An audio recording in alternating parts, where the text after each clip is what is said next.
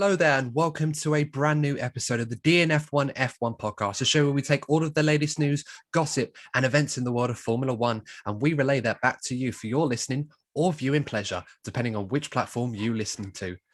And Courtney, joining me on this episode of the DNF1 F1 Podcast, I mean, I could sum up what we've just seen in probably a sentence, and the sentence I'm going to go with is the championship is well and truly back on again. After Lewis Hamilton, very, very controversial circumstances that we will be discussing in a moment, winning the British Grand Prix, a record 8th time, putting him level with Ayrton Senna and Michael Schumacher on the all-time list of race winners at one specific circuit, and his 99th win in Formula One, finally breaking that 5-race duck without a Grand Prix victory. But Courtney, let's get into this. First of all, how are you doing after that race? And, can you sum up the excitement and the emotion and everything that the F1 world must be feeling after that result for Lewis Hamilton today? The championship it seems like it is back on. I mean, pace-wise, we're still yet to see how far these upgrades are taking Mercedes. But we're going to be getting drama on and off track. This is what the fans have been hoping for. But I would just like to say it's good to see that Max Verstappen is in a stable condition. That's what comes before everything else. I'm pleased that he's okay.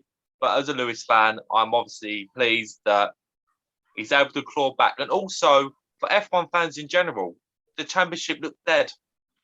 I was only looking at Ferrari and McLaren. That was the main battle I was looking at as an F1 fan.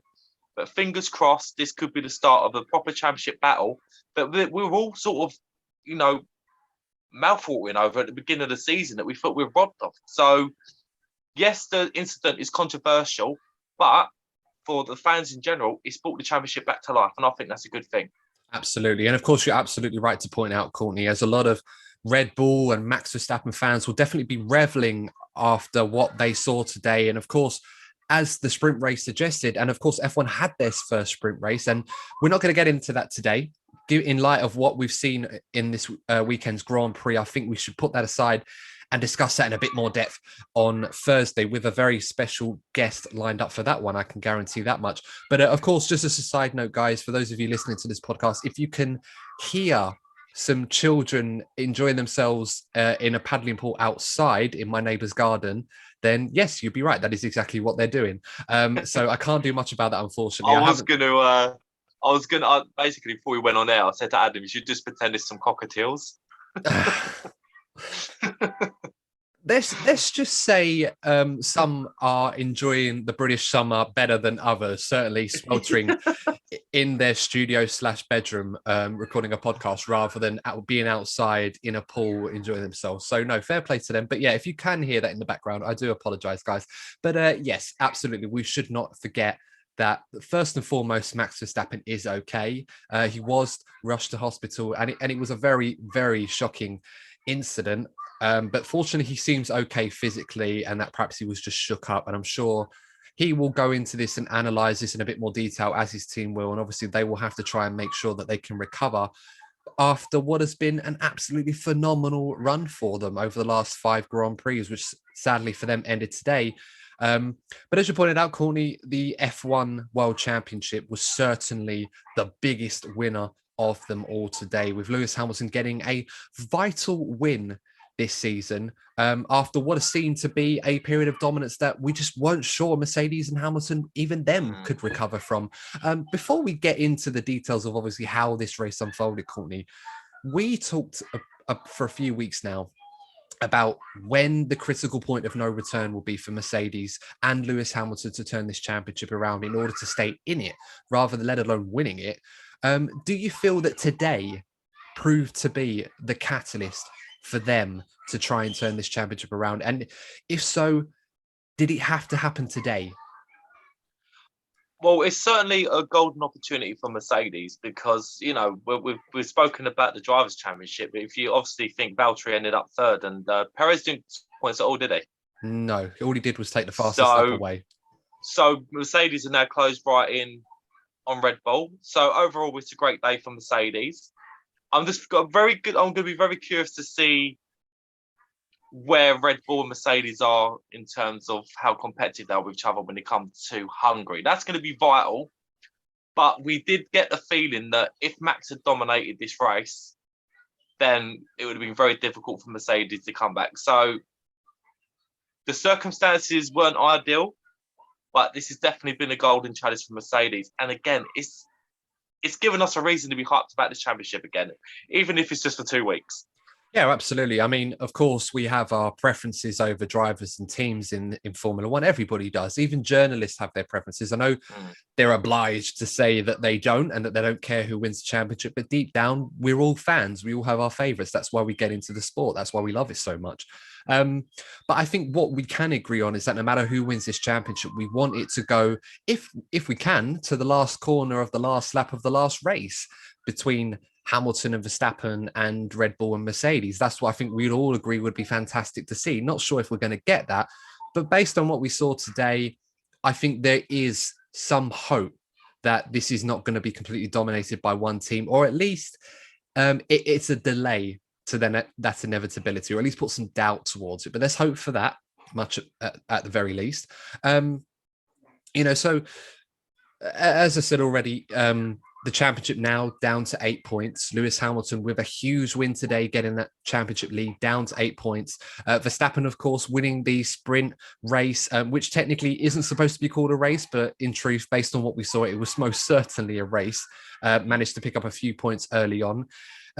So yeah, Courtney, you're right. It's hard to determine the upgrades that Mercedes put onto their car, how much of a difference they made. After all, we're talking about a circuit where Mercedes, 6 of the last 7 occasions have completely dominated, the exception being, of course, Max Verstappen winning the 70th anniversary Grand Prix, not necessarily the British Grand Prix last season. So this was always going to be a circuit, upgrades or no upgrades, that Mercedes would fancy their chances to be in the hunt for a race victory, not necessarily winning it, which they did today, but of course, certainly weren't going to be dominated in the way that Red Bull and Verstappen had done to them over the last 4 or 5 Grand Prix. But let's get into the actual action itself, guys. First lap, Hamilton got a poor start of the original getaway, but unlike the sprint race, he managed to get that second phase just right. No wheel spin to put him alongside Max Verstappen, and the two of them were fighting tooth and nail for the first few corners. Of course, when they went through Farm and then over to the Wellington Straight, Hamilton was all over the back of Max Verstappen trying to overtake him for the lead, to the point where it took them into Luffield, into Woodcote, to the point where they're side by side going into Copse Corner. Hamilton getting ahead of Verstappen briefly, then Max Verstappen just ahead of Lewis Hamilton under braking, both of them going to Copse Corner. And then what seemed inevitable all throughout this season happened. The two of them made contact. Max Verstappen goes flying into the barrier, into the tyre wall, out of the Grand Prix. Fortunately, he was okay, other than being shooken up. Lewis Hamilton able to continue with a little bit of damage, but of course, under the red flag that followed, he was able to have that repaired as best as he can and have a tyre change and everything else, and was able to continue on. But that incident right there, Courtney, we were texting back and forth when it happened, and you pretty much said to me, this was a long time coming this season. Max and Lewis had plenty of close encounters. Of course, we had Bahrain at the start of the season. We had turn 1 at Imola. We had the Spanish Grand Prix turn 1 as well. It just seemed at some point those two were not going to be able to avoid hitting each other. And so it happened. First thing I got to ask you, Courtney, how did you see this incident go down? I think the penalty was the correct penalty. Because it was a first lap incident. It was obviously an horrific, crash. It's good that I'm so far with safety, because it could have been a different story if it wasn't for the safety parameters that have been put in place in the last 20, 30 years. But it has been a long time coming. I feel that Lewis has let Max get away with it on a few times where Max has got his elbows out. And Lewis had to make this statement today. Again, I'm pleased that Max is fine, and you don't want to be seeing crashes like that. But in terms of the mental battle that these guys have, because let's be honest, 9 times out of 10, these are going to be the first and second drivers at the start of the race. So they're going to be having these duels pretty much race in, race out. So Lewis had to make this statement.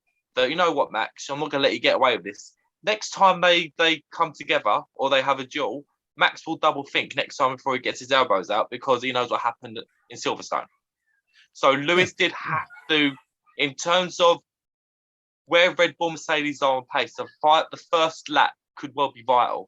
So Lewis had to show Max on a mental level that it's not going to be easy for him to get this championship if it comes down to first laps alone. No, and that's a really good point, Courtney. And I'm glad you pointed out, the occurrences in the other few races that these two have been very close to coming together.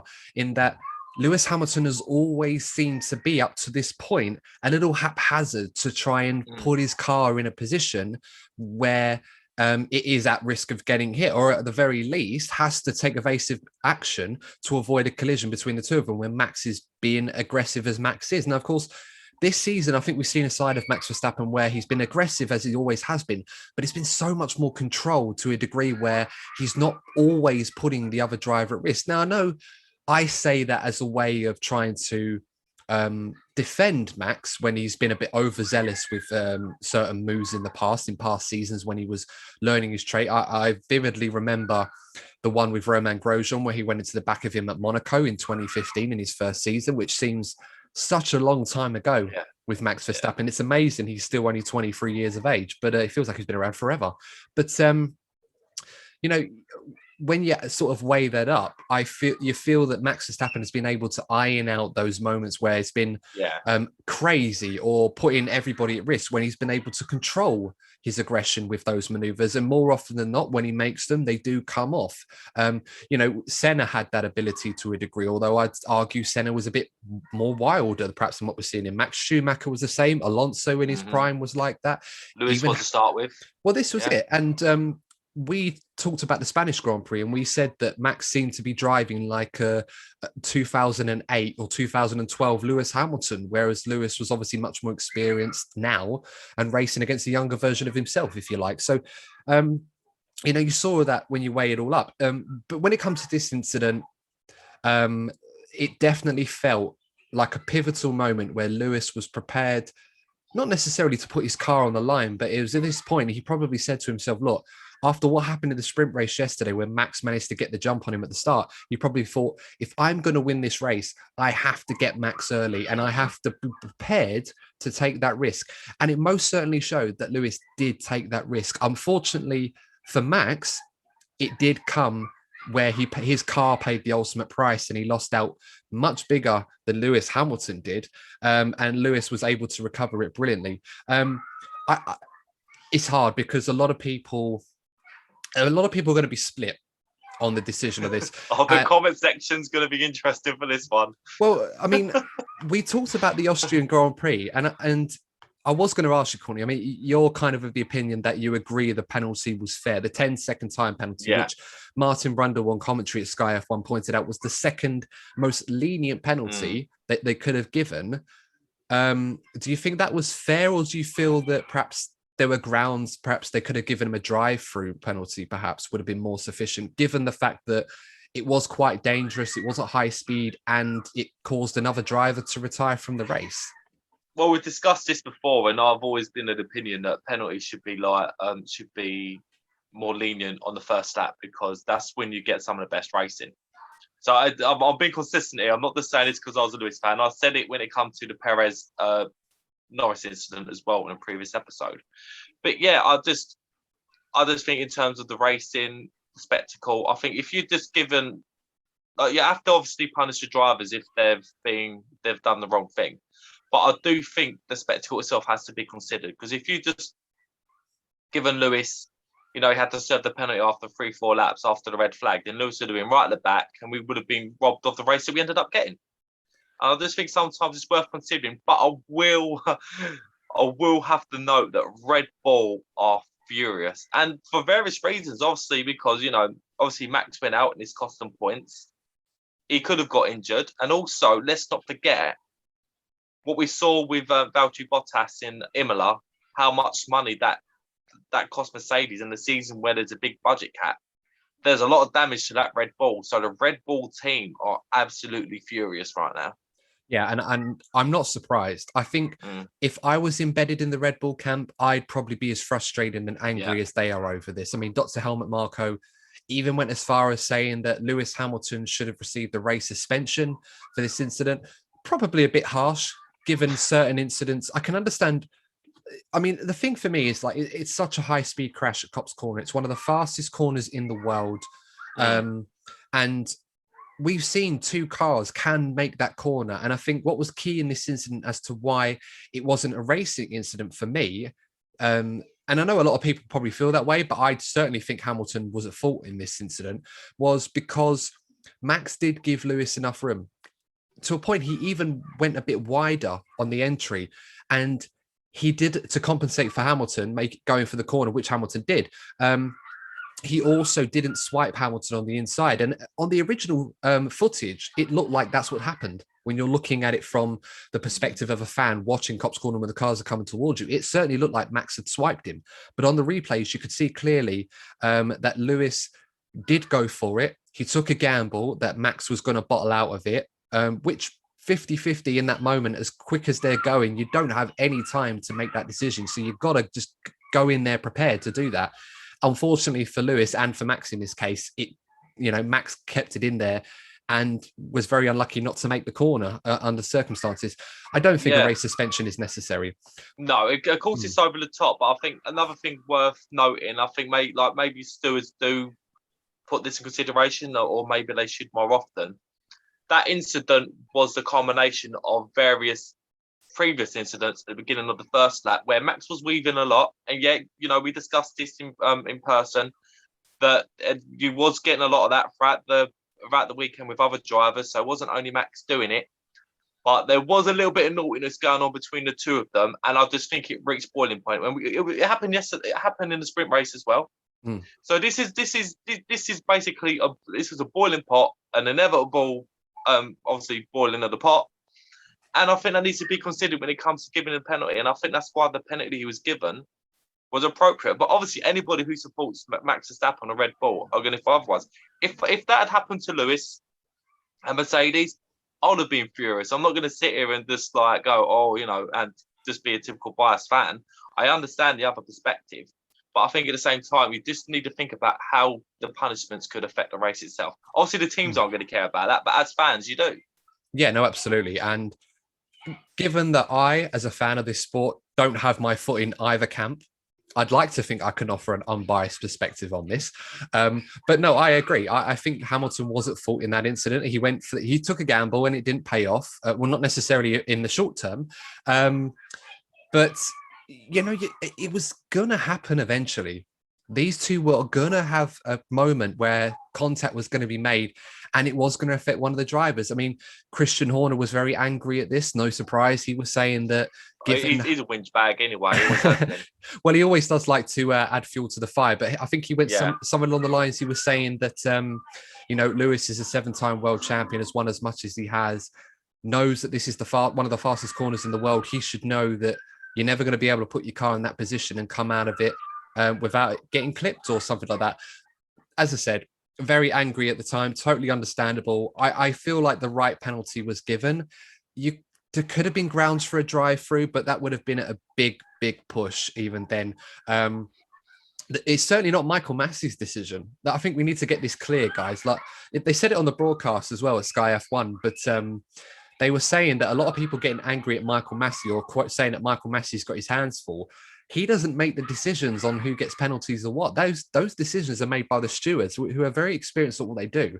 So I know there's a lot of chatter on the radios that teams are saying to Michael Massey, you need to do this, you need to do that. It's like, well, what can he do? He's not the one making the decisions. He directs the race. Adam. It's true, though. It's true. Because do you know the noises that we can hear in the background? Oh, you can still hear them. I'm sorry, that guys. That was the Red Bull camp trying to talk to Michael Massey. Well, given how angry and frustrated they probably are right now, Courtney, I wouldn't be surprised if that was them all the way from Silverstone. By the way, guys, anyone who went out there, absolutely jealous of you guys because it looked like a music festival rather than a Formula One weekend, and the weather was fantastic. I mean, it's really hot right now in the UK, like 30 degrees in the sun. beautiful summer weather. And you know what? I really wish I was out there with you guys. I think next season, Courtney, if things are a bit better, I know we're on the Freedom Day, if you like, or whatever you want. Yeah. And whatever this country does with COVID after that, we'll just have to wait and see. But hopefully things will be a lot better next year than they will be this one. We definitely have to go out there and maybe record a podcast live if we can out in the fields. I know the guys at WTF1 did something similar last night, so we'll definitely have to try our hand next season if we can. But of course, any of you did go to Silverstone, and let us know in the comments. Let us know what the experience was like, what you did, and if you'd definitely recommend it. I mean, even if you said it weren't great, I'm still going to probably want to go. But yeah, that incident, as I said, it did set a precedent, I think, for the rest of the race, because I think a lot of the drivers behind were told what was going to be expected of them at the restart. Because we had the red flag, obviously, to recover Verstappen's car, which took some time. Obviously, everyone had to come into the pits. We had another standing start, but it kind of introduced a new race to us, because all of a sudden, in the aftermath of the collision between Hamilton and Verstappen, a new hero of the British Grand Prix emerged in Charles Leclerc at Ferrari. You love saying that, didn't you? I do. I would love it even more if he'd have won, but no. And the thing about this race is, like, you can really tell it in two stories. Obviously, the crash that we've just talked about and gone into, and of course, guys, let us know what you think. If you thought it was Hamilton's fault or a racing incident, or do you think the penalty was right, or it should have been more harsh or less? Let us know. But you know, the second race that we saw after the restart, obviously, we're going to go into that bit in just a moment. But I'm going to be honest with you, Courtney. I think the way the race unfolded, when I saw Charles Leclerc in the lead, on pole position, if you like, it was very surprising, but in the way I would never have anticipated the race to pan out the way it did. But look, let's talk about quickly the championship now. Obviously, Max Verstappen very shaken up by that incident. Hopefully he's going to be okay. I imagine he probably will be after a little while. With the Hungarian Grand Prix coming up, it's a huge weekend for both teams now. The championship is very much on. Mercedes now 8 points behind. Sorry, Hamilton. You can hear some background noise on your end as well, Yeah. Courtney. Someone revving their motorcycle Wild out there. a little bit. But yeah, Hamilton now 8 points behind Max Verstappen. And then, of course, Red Bull likewise are, I believe it's only 4 points ahead of Mercedes. Yeah, in the constructors. Huge momentum after Red Bull's domination over the last 5 races. It's now been completely wiped away in one go. Another thing I'd like to note, actually, when it comes to the constructors, I've been very quick to criticise Valtteri Bottas previously, but I've sensed a shift in the second driver battle. I think Valtteri Bottas has actually gained the momentum over Perez when it comes to the second drive. It's actually been Max that's been mopping up the majority of the points recently. Valtteri's certainly taken a step forward. I made my feelings clear about George Russell joining next season, but you've got to give Valtteri credit where credit's due. He's definitely up to his game in recent races. Yeah, and that's true. We didn't get an announcement on that with George Russell. I think a lot of us were expecting it, maybe. Of course, seeing the 2022 car and everything else, which certainly caught the eye of a lot of people with its livery more than the actual look of the car. But we'll talk about that another time. But yeah, a lot of pressure on Valtteri Bottas' shoulders. We still don't know who it's going to be next season. We might believe it's probably going to be George Russell. But Valtteri, at this point in time, seems to give off this vibe that he's still going to be at Mercedes for some time. And you're right, Courtney. I think, looking at Perez and Bottas this weekend, Sergio Perez showing some good stuff in sprint quali. He was quick. The race, he obviously got bogged down a bit and had that mistake, which caused him to start at the back. But again, we've seen that Valtteri is very much a safer bet in this number 2 drivers race, whereas Perez seems to have a bit of a higher ceiling when he's peaking. But likewise, the lack of consistency means that he could have a great weekend like he did at Baku, or he could have a weekend like he had this one, where not only was he completely nowhere in the race, but Red Bull put him on a brain-dead strategy where they stopped him early, despite looking like he was going to be on the one stopper, to try and clear Raikkonen when he was stuck behind him. And then it just didn't completely work at all. And then he ended up battling Raikkonen at the end of the race. And the best Perez could do was take a point off of Lewis for fastest lap. So it's a very strange one. A very bad day for Red Bull for a lot of reasons. Not necessarily always their own doing, but they weren't really able to mitigate the damage that Mercedes paid to them this weekend. Yeah, that's another thing we discussed actually before we come on air. It seems that Red Bull was so frustrated about what happened at the beginning of the race that Sergio Perez's race was a representation of how the team were feeling. Very all over the place, very a lot of emotive driving. It's a bad weekend. I still think they have a slight pace advantage. I hope I'm wrong, but I think Red Bull will probably still be sort of quietly confident about the rest of the season. So it's not the end of the world for them.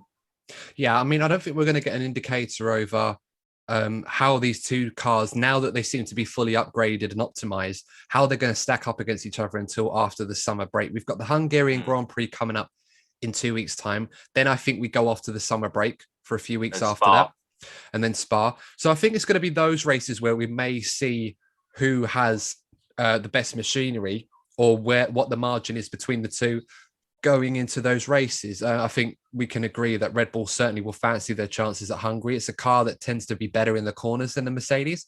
So it could be a race for Max Verstappen to kind of redeem himself and get that win before the summer break, which I'm sure will pay him a lot of confidence. As big as the weekend this was for Mercedes, it definitely was a case of do or die, and they are able to keep fighting on. Let's move on to Ferrari. I'm just being conscious of time on this podcast. Yeah. But let us know what you thought of all of that between Verstappen and Hamilton, guys. Obviously, what you thought of what happened after. Let's talk about Ferrari. Though, obviously, this has been, overall, I think you've got to look at it as a very good day for Ferrari. A really good 100%. Weekend. This was a track, I think a lot of question marks were going to be raised with Ferrari because it's kind of hit and miss at Silverstone. Ferrari are either there or they're not. And it's really hard to gauge where their actual pace is. That being said, this was a circuit I think a lot of us, myself included, didn't really have much hope for them. I thought McLaren were going to completely dominate them and that Ferrari would struggle. That being said, we didn't consider Charles Leclerc into this equation. And I've got to say, Courtney, I know people are going to be reveling over Lewis Hamilton's win and in the manner in which he did it and recover it. But you know, kudos to Charles Leclerc. Once again, for those of you that had doubts over whether this guy really is the real deal, he proved beyond any shadow of a doubt that he is definitely going to be a factor if Ferrari can give him a car to match his incredible latent ability. And, you know, Hamilton fans, forgive me for saying this, but I've got to say the best driver did not win today. I mean, what did you make of Charles Leclerc's performance today, Courtney? Well, you beat me to it with regards to Charles Leclerc's ability because he's definitely put himself back in the focus. You're right. All Ferrari need is a half-decent car and he'll be up there. Because previously we've seen him put in some great qualified performances. We've seen him do it, but unfortunately Ferrari fall back so dramatically in the races that it almost goes forgotten. So today was a really good opportunity for him to showcase what he can do. And it's encouraging going into the future because I'm slightly concerned that we could be seeing another era. So we had Schumacher, Vettel, Lewis, and I'm slightly fearful that we could be seeing a Verstappen era where he's constantly dominating. I'm hoping that with these regulation changes and having the likes of Charles Leclerc, Lando Norris, George Russell, some of these younger drivers coming through, that we're actually going to see some good championship battles. Leclerc is definitely a multiple champion. He definitely has the potential to be a multiple world champion. And we've seen some exciting battles between him and Max. He has the ability to do it. He just needs to tidy up a little bit with his racecraft. He can be a little bit clumsy. That will come with experience. This guy is definitely capable of being a multiple world champion. But he definitely deserved driver of the day. Did he actually get it, though? He did. Didn't he? Yeah, quite resoundingly. Yeah. I mean, towards the end of the race, the graphic had Verstappen as second with 10%. So we all know why. Yeah, I mean, that's either got to be fans defined just to say, screw it, I'm voting for Max Verstappen just to spite Hamilton. Yeah. Or Max Verstappen really is a shoo-in for driver of the day everywhere it goes. I mean, do you remember when driver of the day was first a proper thing? And Max Verstappen used to get it all the time. Even in races when he was completely nowhere, he'd get driver of the day. It was almost a meme. I think there was a really funny video that Into the Barrier. For those of you that don't know, look Into the Barrier and Max Verstappen driver of the day. It's a really funny video where just like a parody where he wins driver of the day everywhere, not just Formula One, but stock car racing, even a diving competition saying he won diver of the day. Some really silly stuff, but it is funny. Well, his fans are. I think the thing I find really interesting is that his fans are. They are hardcore. I mean, we see it. I think what I find interesting is that with Max, because he's the only Dutch driver, the whole entire Dutch fan base are going to get behind him. Whereas you see with British drivers, you've got Lewis, you've got George Russell, and also Lando Norris, though. Lando Norris is a superstar. I think he's already in a superstar category with a grand fan base. We saw a chant online for him. They were singing his name last night. And he's well known with celebrities. For some reason, I see him talking to David Beckham a lot on Instagram. Yeah, I've noticed that. Very random, but he's Lando Norris. I feel his fan base is growing massively, and that's why you see that kind of. You don't see like the British fans voting for Lewis and then the Dutch fans voting for Max, because you've got British fans voting for Lando Norris. Yeah, I mean, it's funny. You see certain celebrities always find a way to be in the spotlight at certain moments. I mean, Beckham's always everywhere. Like anything associated with England or Britain on a sporting perspective is like a big thing. At some point, you're going to find David Beckham in and amongst the crowd somewhere.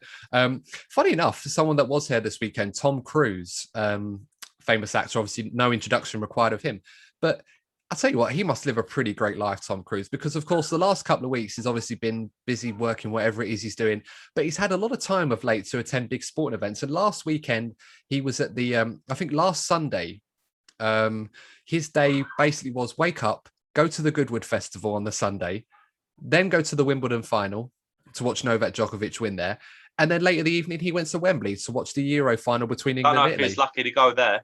Jesus Christ. Well, it depends on who he was rooting for. I mean, I'd imagine he's probably unbiased, but I'd like to think he was in the English camp. Not that it would have mattered anyway. But yeah, and he was there yet again today in the paddock as a guest of Lewis Hamilton and Mercedes, and was there to congratulate him at the end. I mean, on the subject of Lewis Hamilton, I mean, after that incredible performance, recovery to win that race in the way he did, he looked absolutely out of breath. And it's really... The one thing I do love about Lewis Hamilton, whether you're a fan of him or not, is that a race like today, under the circumstances in this championship that he faced and what it means to him, the fact that the fans were back in their hundreds of thousands, the atmosphere was incredible, as good as I've ever seen at Silverstone. It's really nice to see how much this means to someone like Lewis Hamilton, because he's the sort of guy that is very much on his social media channels, that he comes across as a sort of person that almost as if he lives a different world to the rest of us. And it's hard to connect with someone like that. Not this isn't a dig. This is just the life Hamilton lives. He's very much in his own bubble. And that's absolutely fine. You know, everyone's entitled to that. Very political as well. And I think for good reasons. But that's what causes the difference in opinion, whether we agree with it or not. I think it's because where he's so political, some people love it. I'm all for it as well. But then some people are very sensitive. Anything to do with politics, people are very sensitive. And I think that's where you see some people love him and some people hate him for it. Yeah, no, you're right. And I always find it baffling on the political topic that so many people always put forward the silly comment to say, stick to what you know, or stick to sport, or stick to whatever. It's almost like, so if that's the case, what do we do? Do you tell me to stick to my job and not weigh in on politics? Well, I work for the government, so I guess I get a pass on that anyway. And that's my day job for you. But then there are some people that work in supermarkets or work as a doctor or policeman. Do you tell them to stay in their lane? No, of course not. So I don't see why Lewis Hamilton, given all of the good things that he does do, and I think as a role model and as a voice that has that influence that he does have, I think it's absolutely critical. I mean, that he puts out that he weighs in the way that he does. I mean, he published the Hamilton Commission report on equality, or the lack thereof, in Formula One. I read it and it was really eye-opening of how, I mean, F1 is getting better, and obviously there are things that Hamilton is very much forefronted to help this. But it really was alarming how much of a lack of diversity there really was when you read through the report and the findings, and it is quite shocking. But of course, the good that will come from this is that they'll now be able to seek the right avenues and the right channels to try and improve diversity and equality, not just in F1, but obviously in other walks of life that can take inspiration from it. But as I said, that's just something I wanted to, mention on the subject of Lewis, how much this meant to him today. And obviously you could see that in his celebrations, driving with a British flag, almost running into the crowd, obviously wanted to crowd surf. I remember your sister Chantel had a good story about that. She was there when Lewis was crowd surfing a few years ago. And of course, I'm sure Lewis would have fancied doing that again. But of course, COVID restrictions having to hold him back this time. But let's get back to Ferrari. Of course, we've got a bit off topic. Ferrari was so good in the opening stint. This is the bit that surprised me the most, Courtney, because I thought Ferrari were going to struggle based on their tyre management and how much they've struggled, particularly with the front tyres in Paul Ricard. As we saw, their drop-off was unbelievable, given how quick that car is on one-lap pace. But since then, in the 2 Austrian races, they've been very quick. You could argue probably only Lando Norris and the Red Bulls and Mercedes were faster. And at Silverstone, on pace, you would have to say in Leclerc's hands how impressive he was, to the point where only Lewis Hamilton in a Mercedes was good enough to beat him. Maybe Max Verstappen and Red Bull as well, but that's got to say something about how far Ferrari have come in such a short time. And even Carlos Sainz looked very quick as well this weekend. Well, it's another sign as to, I stated this earlier on in the season. I think Ferrari fans have a lot to look forward to next season, because if these are the type of gains they're making this season, which is it's a little bit of a stopgap season, let's be honest. Most of the teams' minds are on next season. So if Ferrari making this kind of progress this season, it bodes well for next season. I think with the driver pairing that they have, I'm a big fan of not only Charles Leclerc but also Carlos Sainz. And I just think that battle I just think it's a really exciting battle, because even Danny Ricciardo had a great weekend. He's there in the mix as well. And I have slight doubts about the championship at the very front going all the way to the end. But I think the most exciting battle we're going to see this season will continue to be between McLaren and Ferrari, particularly if Danny Ricciardo carries on performing the way he did today. Yeah, no, absolutely. Couldn't agree more with you on that one. And the big disappointment for Ferrari today, not necessarily not winning the race, although they probably will be disappointed given how close Leclerc was and would have been a deserving winner on merit. He was absolutely fantastic today, completely faultless. The only reason you'd say he didn't win today was because he was caught by Lewis Hamilton in a Mercedes, and that's what it comes down to. Lewis driving at his absolute best, and in front of the British crowd at home, given what's on the line. Anywhere else in the world, championship may be already in the bag or nowhere near it. Perhaps Lewis would not have fancied it, but those are the fine margins of Formula One, unfortunately. And when you've got someone as good as Lewis Hamilton, you always have a chance in any circumstance like that. But as I said, the only downside for Ferrari will be Carlos Sainz, despite his incredible pace early on, siving his way through that midfield from 10th all the way up into 6th place, just couldn't get past Danny Ricciardo in the McLaren, who did an incredible job today. Despite the fact McLaren were really struggling on the harder tyres in the latter stints of the race, he managed to hold Ricciardo back. Norris, of course, consolidating a very strong performance as well, finishing in 4th place. It's got to be said, Courtney, this battle between McLaren and Ferrari, I'm glad that Ferrari have had a very strong weekend at a track where I thought McLaren would do well. We're going to go to Hungary now, where Ferrari could fancy themselves there, as it will be a track that will suit their car in the way that it did at Monaco and Azerbaijan. How do you see the rest of this battle going, Courtney? Because it seems to be swinging roundabouts between the two of them. And after a performance like today, Charles Leclerc could end up being the decisive factor towards the end of the season in the way that Lando Norris has been so crucial for McLaren this season. I mean, this is by far Leclerc's most impressive performance against the I'm going to put a question out there, actually. I was thinking as you was talking. If Mercedes and Red Bull, let's just say you go into a race where both Mercedes and Red Bull have a mare, all their cars are either out of the race or completely out of position. Who's your money on to win a race this season first? Charles Leclerc or Lando Norris? I think before today, I would have said Lando Norris without a doubt. And I still feel that that's probably the favourite. But all things considered, I mean, let's not forget Leclerc had to manage engine issues. He was complaining the engine kept cutting out. That could have played a factor against Lewis Hamilton as well this weekend. Obviously, we'll never know. But it's so hard. And I think when you get them at their absolute best, it's hard to look past Charles Leclerc. that all four drivers, him, Norris, Ricciardo, and Sainz, are top level drivers in two of the best teams in the sport's history, and right now, of course. So it's an exciting prospect. Which one would win out of the two of them? If I had to say, I'd probably back Leclerc, but there's probably a bit of Ferrari bias that would probably say that. But you've got to say Lando Norris has really raised his game to such a degree that he's been incredible. Even on a day like today, when he was completely outclassed by the three drivers that finished ahead of him, he still finished P4 quite comfortably. And you can't take much away from that, really. That's kind of as good a result McLaren were hoping for. Maybe he could have got a podium, but I don't think they'll be complaining one bit about the way the race panned out for them, especially when one of the Ferraris still finished behind both their guys. But I think all four of them deserve credit, though. I'd actually say that the four drivers in that battle were probably the four best drivers on the day. Incredible performances from all four of them. Because let's not forget, Carlos Sainz had a bad pit as well. Yeah, they did. All four of them, absolutely, all four of them were exceptional today.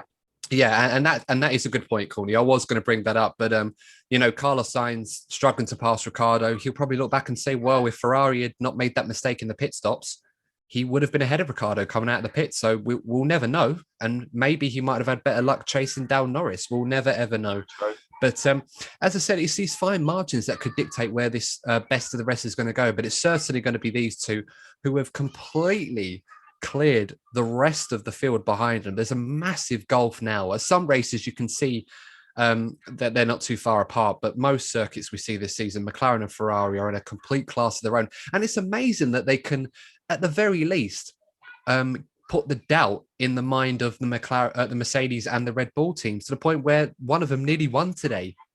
Lando Norris might have had a crack at second place in Austria and in Monaco and Baku as well. So it's great to see that those two are able to put to really cause problems for the lead teams.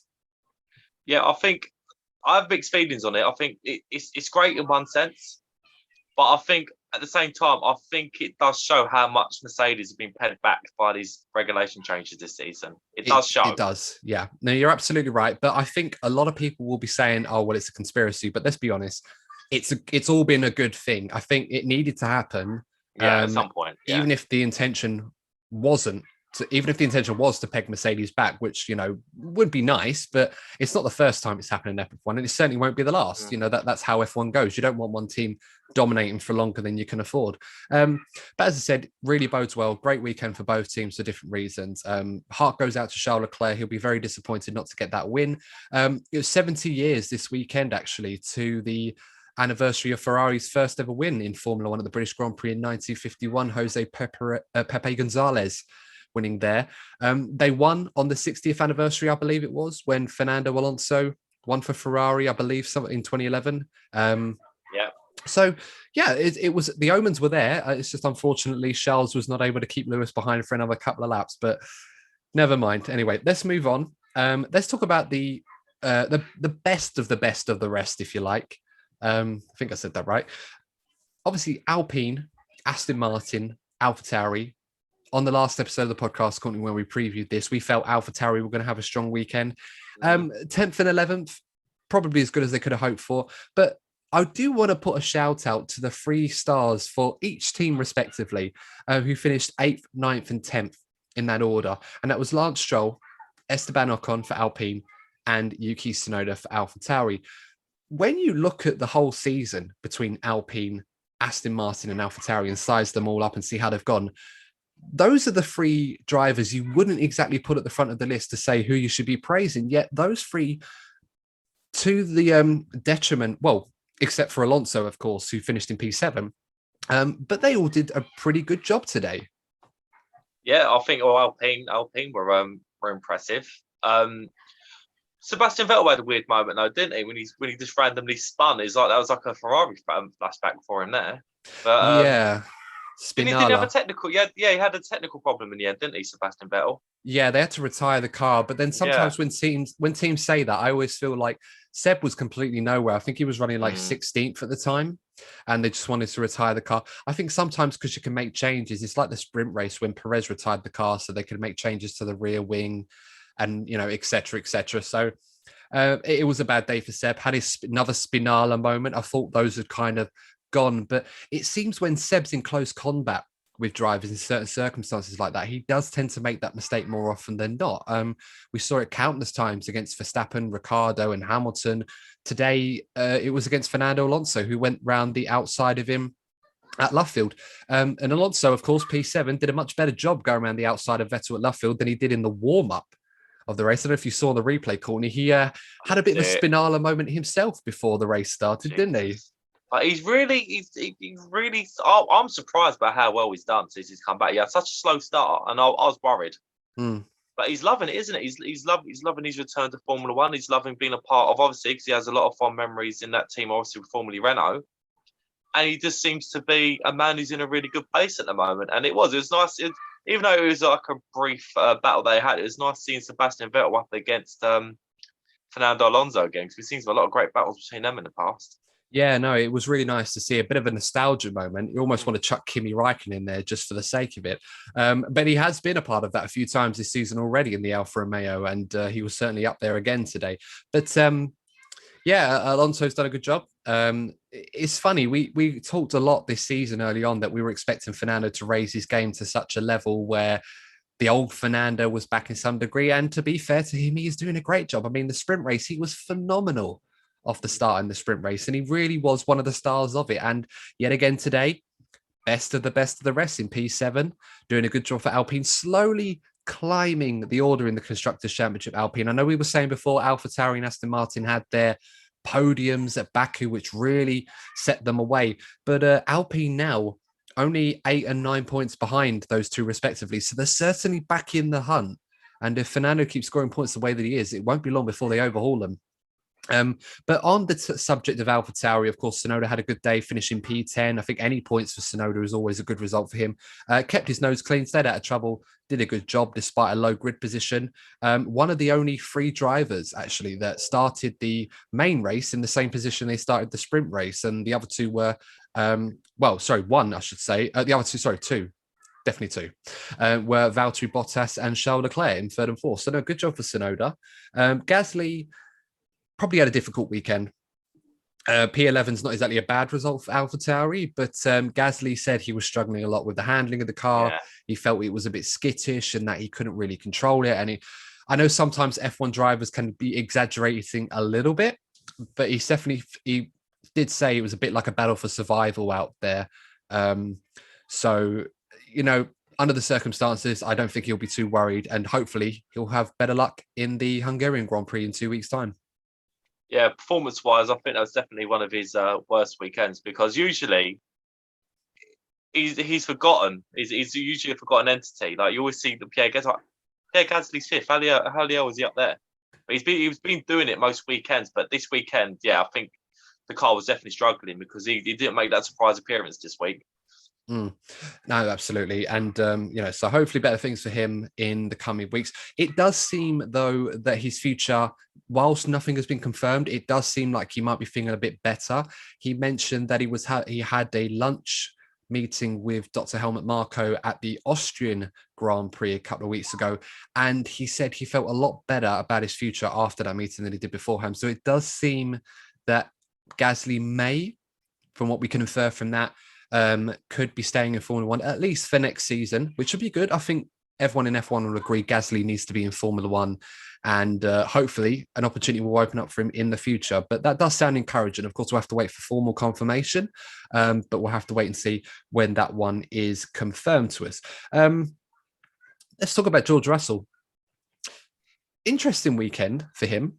Very much the star of Friday night qualifying, which was for the sprint race.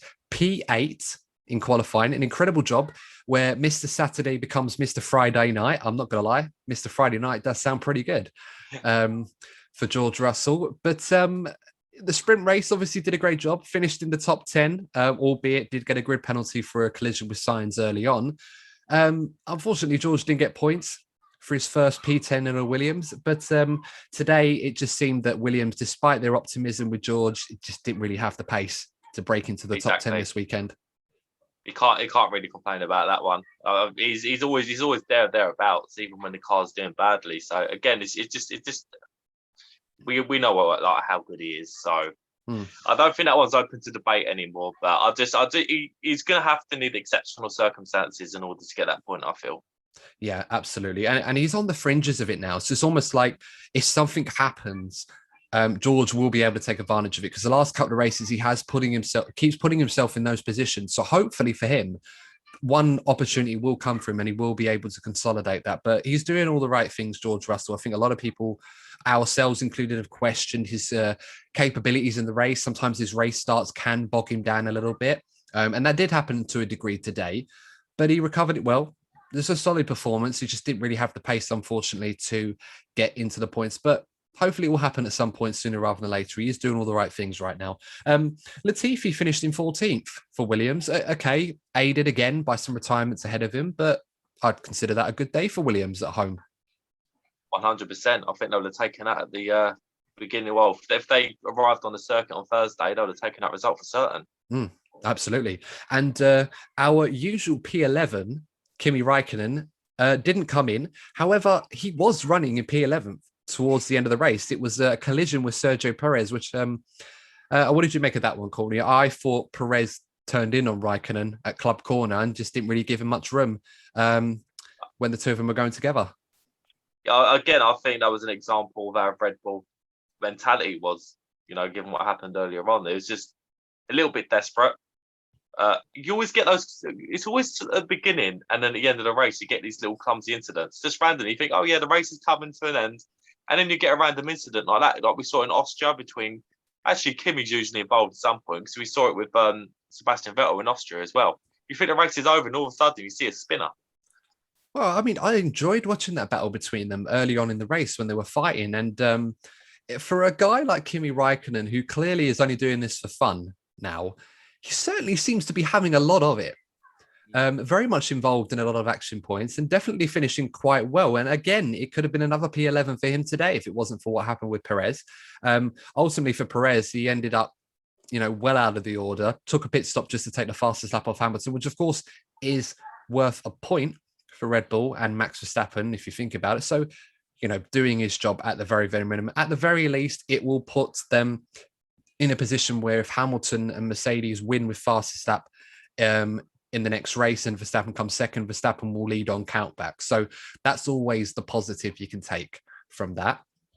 It seems every point is going to count. I know they don't want the sprint races to determine who's going to win the championship, but there's every reason to think that may happen, given how tight this championship could well be. Giovinazzi, P13. Can't say we saw much of Gio today. I've got to say, other than the two Hasses, and even they get their own coverage, I've not really known a driver that gets such little coverage. Perhaps him and Latifi. No one really seems to notice them, and then all of a sudden, yeah. It's always them. I think even with the Haas, I think the only time I saw the Haas today was when they were being lapped. Yeah, but then I suppose you can put that down to the Haas drivers doing what they should be doing and not really having crashes or spinning off or whatever, just finishing the race. I mean, today, 17th and 18th, this time Nikita Mazepin finishing ahead of Mick Schumacher, who was last of the confirmed runners. I know that's a surprise because nobody's paying attention, but no, that is a little win for Nikita Mazepin. So Haas just going about their business, doing what they need to do. It seems that unless one of them somehow gets a point, they're going to be finishing bottom of the constructors' standings now, because I think they have to get a point now to beat George Russell's P11 at the Austrian race. So, yeah, can't complain much on their side. Had a pretty much a clean race from what we could tell and didn't really get in the way when it mattered. Even when people were being lapped, we didn't really see much of them anyway, but that's how it goes. Before we round this off, Courtney, I think we should talk briefly about Hamilton's charge through the field after he served that 10-second time penalty in the pit stop, which I think was actually a bit more because it was like a 14.2 second pit stop. And the stop itself was actually quite quick. So he probably was in there a bit longer than 10 seconds before they started the stop. But that being said, obviously Hamilton came out very, very good on the hard tyres.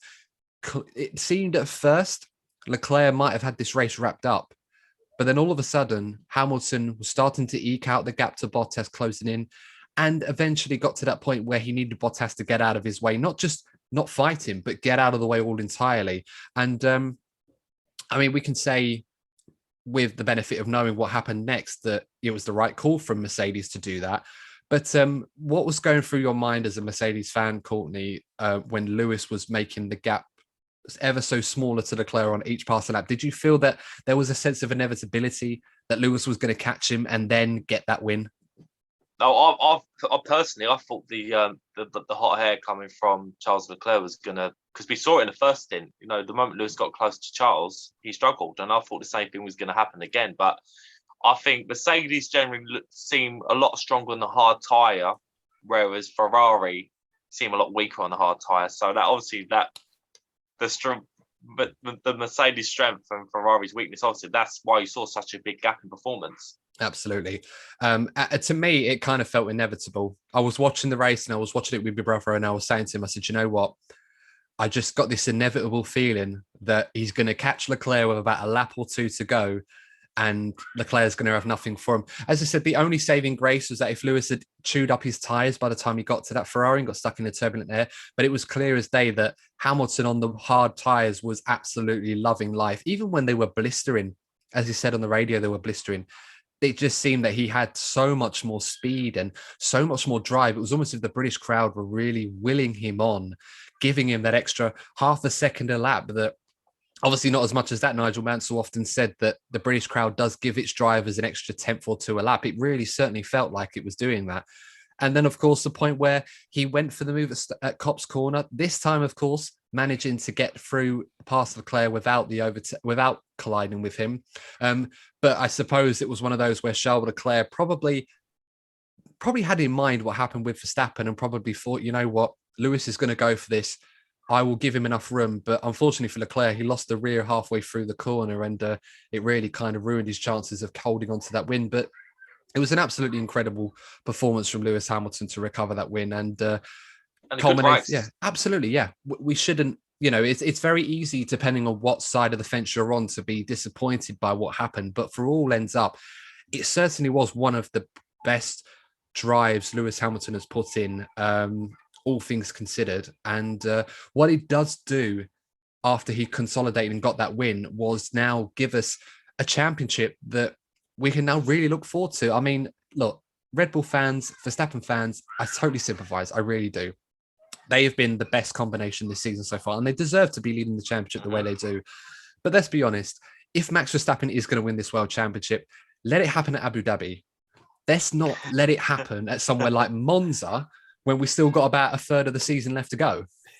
Spot on, Adam. Couldn't put it any better myself.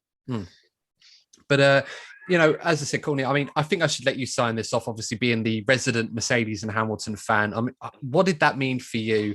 Clearly not as amazing as the 300,000 British fans that were at Silverstone this weekend would probably say, but how significant is this for the champions? Do you think Lewis and Mercedes can now go on a bit of a run of this, or do you feel that Red Bull and Verstappen will take the lessons, take the pain from today, reset, and just go again as they have been so brilliantly this season already? I have faith in Lewis to win this Drivers' Championship if Red Bull and Mercedes are equal. I think if Red Bull have the gap, then obviously Verstappen is, look, we know really, the guy's fantastic. So if Red Bull have an advantage, then obviously Max will win. But if Mercedes and Red Bull are generally equal for the rest of the season, I think Lewis has the experience and know-how to get this championship over the line. But I must say, primarily, I'm just pleased that there is a championship. I'm going to sound arrogant here, but because I've seen Lewis win so many championships, I could potentially live with Max winning this championship if we get a battle. Because we've been thirsty for a battle for so many years now. And that's the main hope for me this season, is that we get a battle. Absolutely. And I think that's what we'd all agree. That's what we'd want to see. Yeah, I completely agree. I think when everyone's got the equal cars and everything else, of course, you know, how equal is equal in Formula One these days? It's always hard to tell. Lewis does seem to still have a slight advantage, but I'll be honest with you, I don't think it's any more than a tenth of a second, if that much. I think that 0.75 between them in Friday qualifying was probably about right. And even then, when you consider the race pace and everything else, I think Max is closing that gap every single time he gets behind the wheel. There's just so many more facets in his overall Arsenal skill set, if you like, that just seems to improve more and more so in the same way that it did with Alonso when he was fighting Schumacher. I'm very much getting that sort of sensation that Hamilton is on top now, but for how much longer? So it's exciting and it's brilliant for us to see. Hopefully this continues all to the end of the season. Let us know what you guys think. Of course, we will be doing an episode on Thursday. We'll be discussing the sprint race and a few of the other talking points as well that we haven't mentioned previously at this weekend's British Grand Prix with, of course, a special guest, assuming that they're still available. I certainly hope so, because it's certainly a very high profile one indeed. And of course, guys, in other news, we tried our hand at doing a bit of a hot lap around Silverstone on the new F1 2021 game. If you haven't checked it out, make sure to have a look, because that's going to be a bit of a teaser to a new My Team series, which I recorded early this morning. The footage is all edited. I've just got to do a voiceover for it. That will be out at some point this week as well. So hopefully you enjoy that. And of course, if you want to see more of that sort of gameplay, let us know in the comments section. Let us know if you're following us on your favorite podcasting platform. Let us know on our social medias. You can see them there below. Make sure to follow us and let us know. But until then, guys, of course, thank you so much for tuning in. Stay safe, and we will see you in the next episode of the DNF1 F1 podcast. Take care and enjoy your evening. See you soon.